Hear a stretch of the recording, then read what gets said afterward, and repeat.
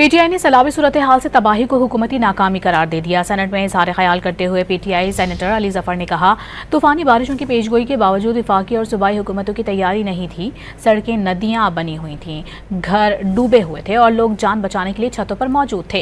ये कुदरती आफत नहीं बल्कि हुकूमती नाकामी थी। जो हमारा महकमा मौसमियात है, उन्होंने भी इसकी इतला दे दी थी और वार्निंग दे दी थी कि ये आ रहे हैं, लेकिन हमारी जिस वफाकी और सूबाई हुकूमत के जो महकमे थे वो बिल्कुल तैयार नहीं थे।